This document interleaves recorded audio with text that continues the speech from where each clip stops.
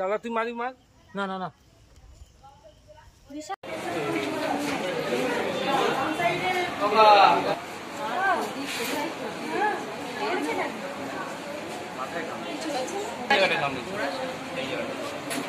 হেলমেটের মধ্যে কি হয়েছিল কি? আমি হসপিটালে আসছিলাম মায়ের ডেথ সার্টিফিকেট আনার জন্য। তো মায়ের ডেথ সার্টিফিকেট আনার জন্য সব ডকুমেন্টস নিয়ে বেরিয়েছি, আর হেলমেটটা নিয়ে মাথায় দিয়েছি। হেলমেটের মধ্যে কিছু একটা কামড়েছে মাথায়, বার করে দেখি না হেলমেটের মধ্যে সাপ রয়েছে। কি সাপ চিনলেন? সাপটাকে আমি হেলমেট থেকে বের করে ভিডিও নিয়েছি। তারপরে কি করলেন? তারপর সাথে সাথেই বাইক নিয়ে তো বেরিয়েছিলাম, ক্যানিং হসপিটালে চলে এসেছি। নাম কি আপনার? আমার নাম বিশ্বকেতু মণ্ডল। বাড়ি কোথায়? বাড়ি ছয়নাখালী বটতলা, বাসন্তী থানা। মা কতদিন আগে মারা গেছে? মা মারা গেছে 10 দিন আগে। আজকে মায়ের ডেথ সার্টিফিকেট আনার জন্য আসছিলাম ক্যানিং হসপিটাল। সেই সময় এই দুর্ঘটনা? সেই সময় হেলমেট পরতে গিয়ে হেলমেটের মধ্যে সাপ ছিল। মায়ের নাম কি? মায়ের নাম মালতী মণ্ডল।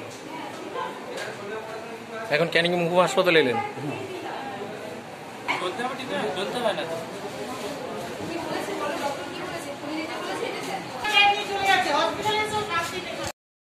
মায়ের মৃত্যুর শংসাপত্র আনার জন্য হাসপাতালে রওনা দেওয়ার উদ্যোগ নিয়েছিল যুবক। বাইকে উঠে হেলমেট পরতেই মাথায় সাপের ছোবল মারে, কি বলবেন?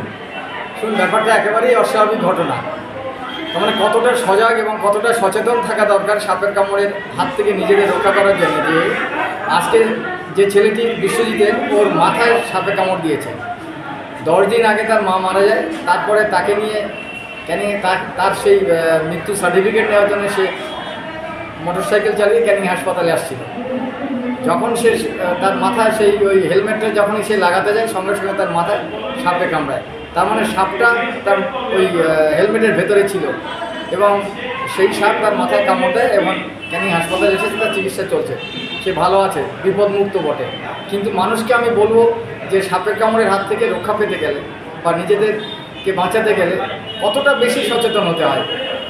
এর আগে কদিন আগে অন্যান্যভাবে যেমন সাপের কামড়ে রুগী আমাদের হাসপাতালে এসছে, একটা অভিনবত্ব আজ যে মোটরসাইকেলে ওঠার আগে সে তার হেলমেটটি মাথায় পড়তে গেছে, সঙ্গে সঙ্গে তার সাপে কামড়েছে।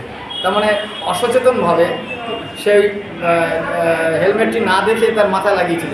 অতএব আপনারা ভাবুন, হেলমেটটিও মাথায় পড়ার আগে সচেতনভাবে হেলমেটের ভেতরটা ভালো করে দেখে নিতে হবে। তাই বলবো সবাইকে সচেতন হন। যেখানে দেখতে পাচ্ছেন না হাত বাড়াবেন না, পা বাড়াবেন না, হয় জল দিয়ে দিন অথবা লাঠি দিয়ে সেটা নাড়াচাড়া করুন। তবে সাপের কামড়ের হাত থেকে আপনি কিছুটা হলেও অন্তত মুক্ত হতে পারবেন। বিগত দিনে দেখা গিয়েছে জুতো পরতে গিয়ে সাপ কামড় দিয়েছে, জামা পরতে গিয়ে সাপ কামড় দিয়েছে, এমনকি ছাতা মাথায় দিতে গিয়েও সাপ কামড় দিয়েছে। এবারে দেখা গেল হেলমেট পরে, এটা কি বিরলতম ঘটনা? একদম বিরলতম ঘটনা। অসংখ্য এই ধরনের ঘটনা ঘটে। জুতোর ভেতরে সাপ এবং তার কামড় নিয়ে হাসপাতালে এসেছে।